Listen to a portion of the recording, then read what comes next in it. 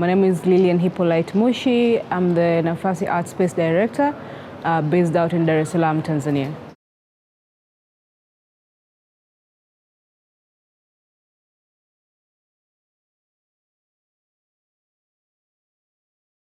Nafasi was established in 2007 by a group of artists and academics and professors who really just needed a space to come together, to create, to kind of just work, to network, because such a space did not exist in Dar es Salaam. So that was informal. And then in 2008, it was formalized and registered as an NGO. And then we went from there. So from that time, then they could apply for funding, they could apply for projects. And organically, really, it grew into a space of recycled containers, shipping containers actually. And most of them are, we call them sculptures, but they're like reject containers that were turned into co-working spaces, studio spaces, classroom, offices, and until today they exist. That's our kind of mode of operation. And then Nafasi in itself, so Nafasi as a word is a Swahili word which has two meanings. It means space, so there's a huge space that artists can come and work. But it also means opportunity and chance. So what we do as an NGO is just that to artists. We give them the space to come and create, and we support them with opportunities, or either through training, through our residency program, through our academy program that we train artists and curators. And mostly we support emerging artists, visual and performing artists, as well as youth and underprivileged artists. Part of our programming includes what we established as the Nafasi Academy. Nafasi Academy is an alternative curriculum to training artists and arts managers and curators, and we do it on a yearly rolling basis. So for this year, for example, we're doing the Curatorial and Arts Management Academy until the end of the year, and then for next year we take on visual artists. We also have a number of galleries that artists are welcome to put on their own private show, or we curate our own shows on a quarterly basis. So we have about 3 galleries, 1 permanent one and 1 rotating one, and 1 a public gallery. And then on the visual side again, we have a residency program. So every October we have a call for residential artists, and we really encourage international artists to apply, because when they come, then we pair them with a local artist that they can now have a collaboration and learning opportunities through our hangouts, through artists' open studios and the likes, right? And then again on the visual arts, so we have the gallery, the residencies, and the academy that is our core programming. And then we have a performing arts side which supports musicians, dancers, DJs, you name it, so on the performing arts side. But also recently we've established the Digital Academy and the Film Club. So those give opportunities for new medium artists, or rather introduces artists to new medium. So our Film Club is completely free. That means we have a facilitator who is a filmmaker who kind of just trains young filmmakers in Tanzania to do short experimental films, then which we go on to kind of help them with screenings, sometimes in Nafasi, sometimes in partner organizations such as like ZIF, this upcoming in different festivals. And then we have the Digital Lab, which is a space really for experiment, for artists to come and experiment with digital medium. And we're really hoping, for example, now with the call that's out, this will be our vehicle really for the moving image artists to use, to train, to collaborate and to create their work, right? And then on the other side, we also sub-grant to artists through our Feel Free program. So this is a termless grant. It is just that, feel free. Emerging artists, emerging organizations pitch their project between 3 to 8 months long, and they get funding, they execute. So it's an incubation grant. So part of the programming is supporting with core basic training such as like finance, M&E, maybe fundraising. So we have different training throughout the cycle of the grant, and they get to do the projects, and at the end we have a collective exhibition for all of us. Yeah.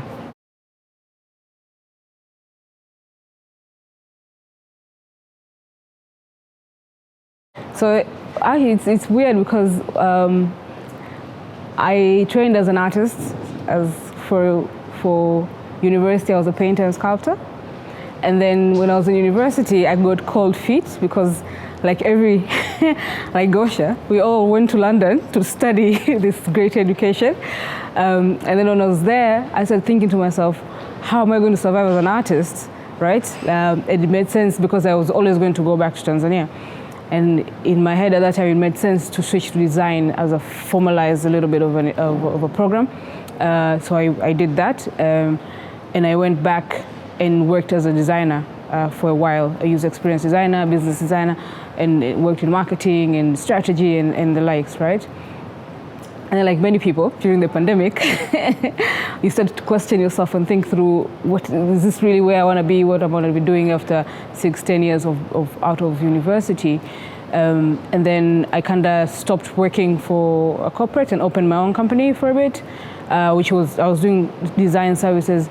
So the funny part is, throughout, even as I was working as a designer, as a marketer, communicator, and so on and so forth, I would always try to pitch to my clients like some sort of an artistic collaboration. So I would call an artist in, trying to conceptualize something with them and invite the client to like hear them out and so on and so forth. It's hard to convince corporates to do that, but you know, we figure out a way. So when I got out of the job and got into my own studio, I started to think, how can I go back to the art world, to culture, right? I don't practice art professionally as of now. I do it just for myself. But I started to figure out, how can I be of service to the art industry in Tanzania, which is very, very young, right? And coincidentally, the Nafasi role opened up for at that time. And I just kind of went for it. So for me, that was kind of a natural, just falling back into what I always knew best, really. Yeah. Our residency program wants international artists to come to visit, to spend from 6 weeks onwards, sometime in Nafasi, either for research or for a specific project as a visual artist, or for music, for teaching, for curatorial practice, any of that. So we really encourage international artists to apply, because also with the international residents, they fund themselves, right? And part of their funding then helps fund the residency for local artists. Partly it supports their local artists to come. So we really encourage, and we've been getting a lot, like throughout, like we're already booked for the year with international residents. So that's our core place for international exchanges so far. Yeah.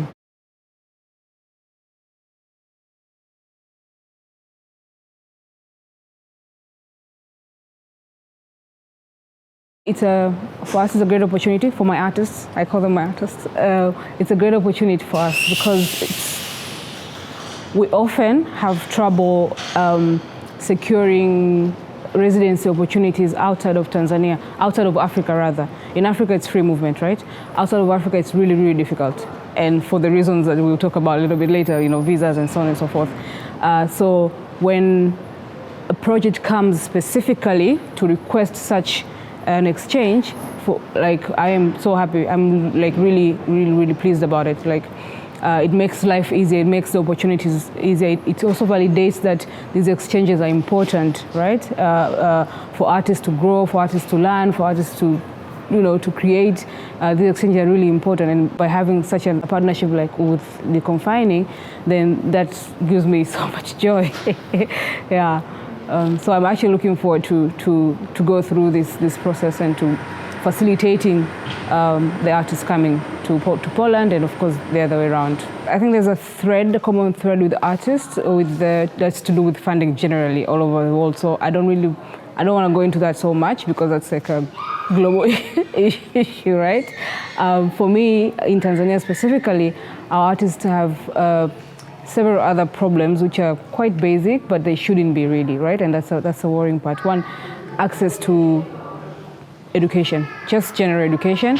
That's a problem for our artists, hence the academy that we've established. We just want to give access to basic education, it being technical or it being like finance and whatnot, or it being like actual artistic skills, right? So we just want to give them that. And then the ecosystem of the art world has gaps in itself. So you have artists, but you don't have curators or arts managers. So artists just exist and produce, and they don't know what to do next, right? So we want to close that gap. So that's another problem that we have with our artists. The other thing that we have is, of course, markets, right? So the exposure to new markets, the exposure to just international markets, for example. And in that realm, what we have done in the digital space is we have created an app that will be coming out in about 2-3 weeks, which is accessible, of course, through the App Store. And you can buy art, you can buy prints that are produced by our artists at Nafasi. And of course, our work, all the work and the shows that we produce is available on our website, nafasiartspace.org, or on Google Arts and Culture platform, right? So in that capacity, we're trying to just give those digital platforms to artists, so they have access to new markets, they have access to other artists, they have access to new information, right? Another challenge I would say, of course, is for our own artists is the idea that they can even live and make a living with art. So you train and have a brilliant mind of a person, but that perseverance and mentorship that lacks within the artistic community, someone will just easily give up and go do something else, either become a driver and whatnot. And then all that talent is gone, all that the voice is gone, and those are the gaps that we see above funding and all the other bureaucratic stuff, right, for us, yeah. And then with the digital lab, what we're also trying to do is experiment with mediums of conserving art and then showcasing art. So some of the things that we are trying to fundraise for is, for example, these the 3D scanners and the 360 cameras, so guys can visualize, can like have access to like exhibitions in real time. We have just recently finished a partnership with a professor teacher who does 3D printing just to teach these new mediums to artists and how they can then preserve and show their work differently, right? Of course, there's people who have interest in AI as well, but that's also a separate conversation that we also need to to grasp first before we offer it as a medium to our artists. Yeah, but yeah, to leave that room open for experimentation, I think will help our artists also just expand themselves. Yeah. First of all, the Deconfining Project will kind of, even for us, this is a process of learning, the same way the digital art was established as an experimental. So I'm looking at this as a process of learning and refining what we have and adding what is missing, really, right? So I'm hoping from the engagement with the artists and of course the partners of Deconfining, out of it first comes out the work from the artist, but also a form of framework of how we can also just further our digital lab. Yeah, I'm really hoping for that. Like anything new, there's always uncertainty of whether or not it works, how people receive it as well. It's fantastic to have the space and all this technology, but if the artists themselves don't have interest, which is, my biggest worry is whether or not I will have artists who are interested enough to want to use the spaces, right? So, but hopefully we gain some momentum, especially with the younger ones, the young artists, the upcoming emerging artists, yeah.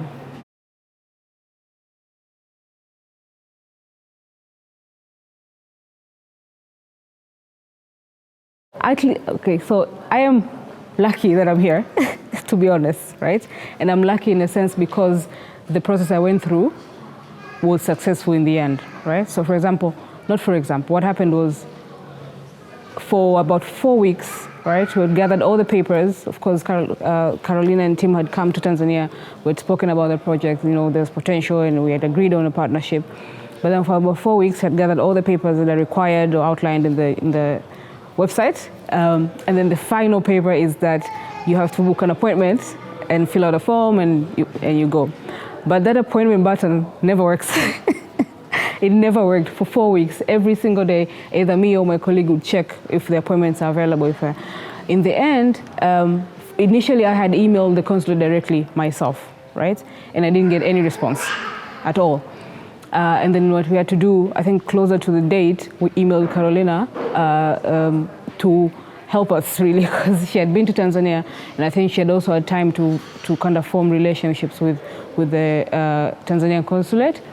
She had to make the appointment on email on our behalf, and only then did the consulate respond to my email to say, oh, I've received your request from your partner, then and then she will send you when to come.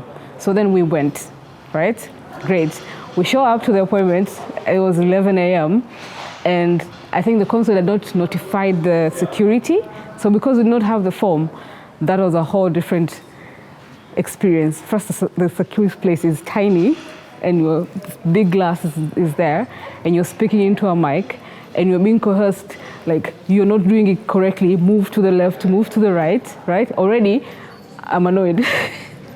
Already I'm traumatized. I'm like, guys, I'm not trying to attack anything. I'm not going there for anything wrong, or this is like a project, an important project at that, right? An important project for not only for Tanzanian artists, but also for Polish artists, right? It's an important exchange program. And I don't think they understand that. I don't think they understand. And some of the questions, it was so shocking the other day to hear that they were asking, are we recognized? Like, these people who are coming to Poland, are they recognized? By who? I'm recognized in my family, I'm recognized in my organization, I'm recognized in my country, as a person too, as a human being, right? So what recognition do I need, right? And then we went through that, and then we went to the consulate. Very nice. We did the visa, which coincidentally didn't take that long, really. The actual process of getting the visa doesn't take that long, right? We got it, we came out, then we prepared for travels. Then I'm now leaving Tanzania to come here.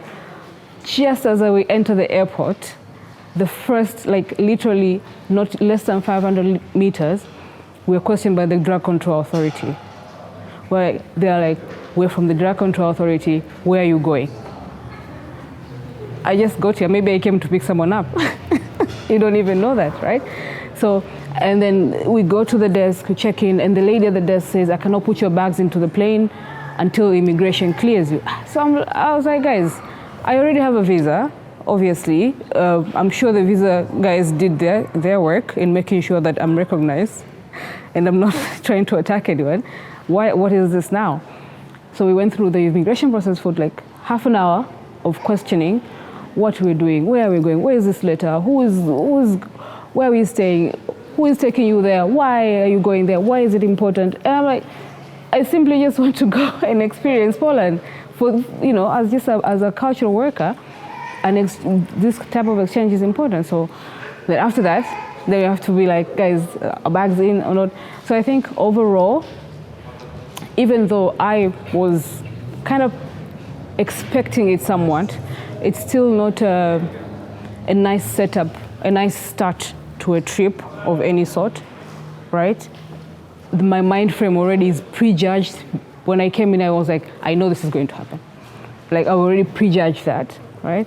So I think, I don't know if it's lack of trust, right? I was telling my colleague Samba earlier that maybe the countries need to go on a retreat and do like a trust exercise, right? I don't know who needs to do that, but someone needs to go on a retreat and do like a trust exercise, because we don't all want to come and stay forever and ever and ever. Neither do all Polish people want to come to Tanzania and live there forever and ever and ever, right? We don't all have like malicious reasoning to want to travel, and to prejudge that, or to come with the mentality that everybody's out to get something, that's why they want to come. That is what makes this entire thing very hostile for everybody, right? That's why it makes it really hard, or it's discouraging, for example, for me to even want to come next time, for example, right? I'll be like, but then the entire thing is so hectic and it's so much. Whereas I should be free. Our artists should be free to cross, to move, without prejudice, without so much bureaucracy, right? I know it's not always perfect. I know there has been maybe things that have happened that might alert such a thing, but we cannot always go in with they're all like that, right? We're not all like that. But yeah, it's been an experience to get here.